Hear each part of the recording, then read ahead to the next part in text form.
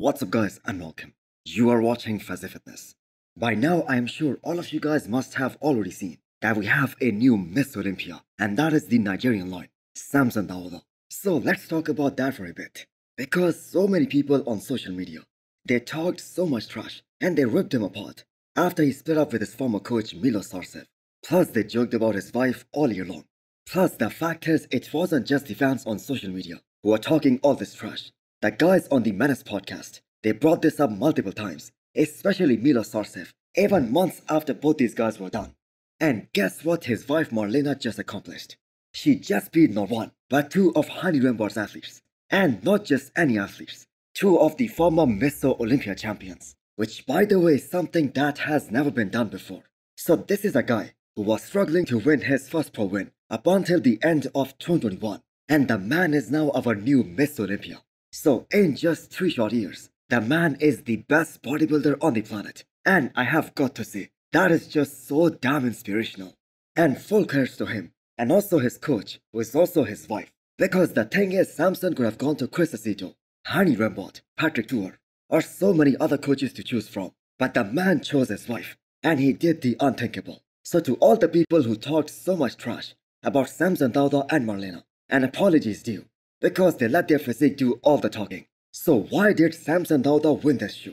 Firstly, he brought the best conditioning of his life. He was harder, drier, and he had so much detail and separation, especially in his hamstrings and glutes, which were never seen on him before, especially in all that time that he was working with Milos Sarcev.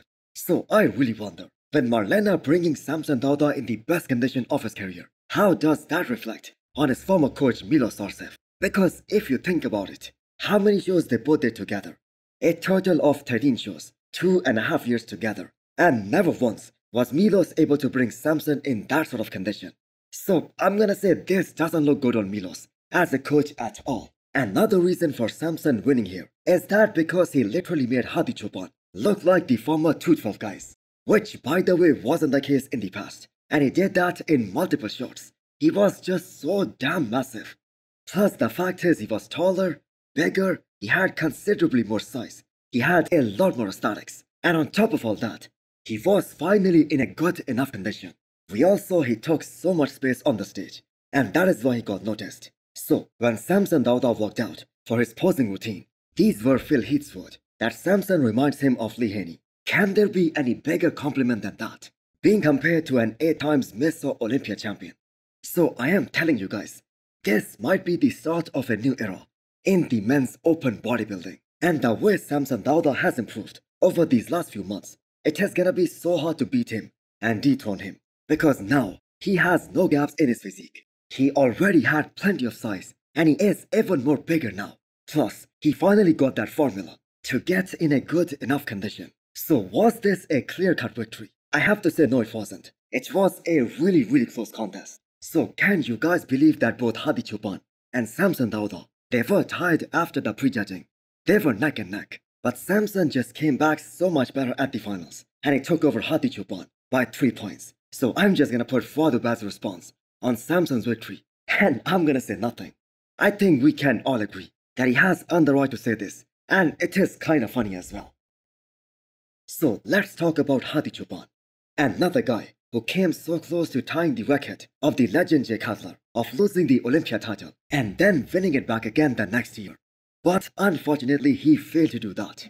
So I don't think this was the best of Hadi Chupan. This wasn't his best ever. So from the front, he was mind-blowing, but he was kinda sore from the back, especially in the lower back. His legs from the back, they weren't as diced as they were at this past Arnold. So I have a question for you guys. Would the results have been any different if Hadi Chupan showed up here at this year's Miss Olympia the same way he did for this past Arnold? Well, I have to say I really do not know. However, I do wanna say that peaking for 2 big shows back to back, even for a consistent guy like Hadi Chupan, that's never easy. So Hadi Chupan this time left the door open, and this is as simple as it gets, especially at the finals. Because the thing is, at the prejudging, when he first walked out, I think all of us thought that it is game on. But the backside of Hadi Chupan, that has never been as strong as his front shots. And we saw the same trend here as well. And that actually literally cost him the Olympia title. So still, what a great performance by Hadi Chupan. placing second in a highly competitive lineup. And that is why I think the Persian Wolf, he is gonna be back for this upcoming Arnold in 2025. So the former Miss Olympia, Derek Lansford, becomes one of the most unlucky persons on the earth right now, because the man just lost that Olympia title, and that too in that year, when the prize money got significantly increased. Just think about this from financial perspective. The huge amount of money Derek just lost. That is just insane, because he did not even do this year's Arnold. He just tried to focus on one shoe. So despite all that, why did he lose this shoe? That is very simple. The entire focus of the whole bodybuilding world, that was towards his weak points.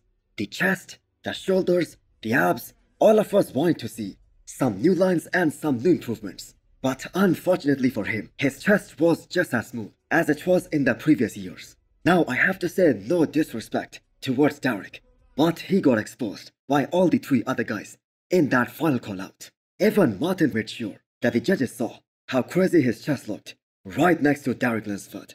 That being said, his X-frame was still incredible. Very impressive front relaxed pose. But again, I'm gonna say, his legs could have been a bit more separated. So it must have been really difficult for him to get third on his first year as a champion. But the man really held his composure on the stage. So we have a new star by the name of Martin Fitzwater. A guy who is gonna be fighting for Miss Olympia title in the future. Maybe as soon as 2025.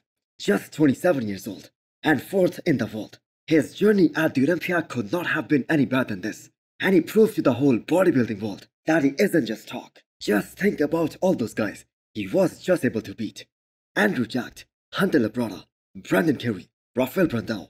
Simply amazing. So this was Martin's third show of the year, and it just showed the whole bodybuilding world that he can get so much better in just a matter of a few months. So what separates Martin from all these other guys is that he gets into that nasty level conditioning. He gets absolutely ripped, and he is just so damn aesthetic, especially for his frame.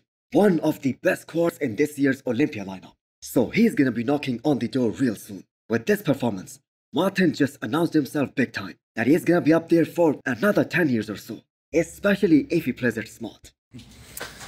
I've been waiting to make this video. I've probably made it about 10 times, but I just want to say thank you to everybody, and we did the damn thing. Very, very excited. Tonight, we come back, we better, and we're going to finish the job. So, Andrew Jacked in 5th. Based on the scorecards, he was 6th after the prejudging, and Hunter was beating him by 4 points. But Andrew was able to make a very strong comeback, a lot better for the finals, and he took over Hunter. So there was only a 1-point difference between both these guys in total. So Hunter was actually closer to Martin at the prejudging, and he was fighting Martin for that number 4 spot. So kinda disappointed by Andrew Jacked, as many fans thought that he would be fighting for this year's Olympia title, especially after watching his Texas Pro performance. But this wasn't the best Andrew, but still he managed to get top 5. So same place as last year. So Hunter Labrada was 6th in 2023, and he is 6th in 2024 as well. But I have to say he will be extremely satisfied with the package that he brought tonight. This was his biggest and the sharpest looking physique of all time. And had he improved from the prejudging to the finals, he could have been as high as 4th. So he is gonna be doing this upcoming Arnold. So I think that is gonna be really fun to see. So another placing that flipped from the prejudging to the finals. That was William Bonak beating Rafael Brandao and placing 7th in the world. And that was a shocker, because there was zero chatter about William Bonak going into this show. So him placing 7th in this lineup, beating guys like Brandao, Brandon Curry, and so many others, that is freaking insane. And no one saw that coming. Honestly, William wasn't even in the top 10 picks for most of the people. So this is a huge win for Bonak. So a huge shout out to William Bonak for once again showing us all what the man is really made of. So Rafael Brandao went from 10th in 2022 to 8th in 2024. Now I think all of us will consider that a win. But Brandao himself is massively disappointed with these results. They were going for a top 5 finish, and they fell short. So work needs to be done. In order for Rafael Brandao to move up, he still needs more size. So Brandon Curry in 9th. So all our suspicions about Brandon Curry they all just became true. So he placed well below his own expectations. So he has put out a public statement. So I'm gonna put it here. So I think this also marks the end of a great career. I know he isn't retiring or anything, but he won't be relevant in the Olympia top 6 in the future if he chooses to continue.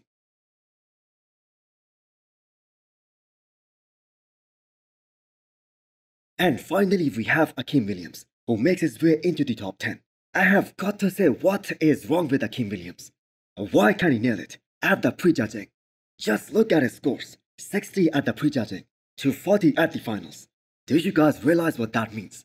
He could have placed as high as 7th at this year's Olympia because he was able to beat John De La Rosa, John Jewett, Brandon Curry, Rafael Brandao, and William Bonak at the finals. So I think this was one of the most exciting Miss Olympias in a while. And I'm sure there will be no disagreement over the winner this time. Samson Dauda fully deserved to win this one and be crowned Miss Olympia. And also hit the thumbs up button if you liked the video. And smash the subscribe button if you wanna come back for more. Thanks for watching.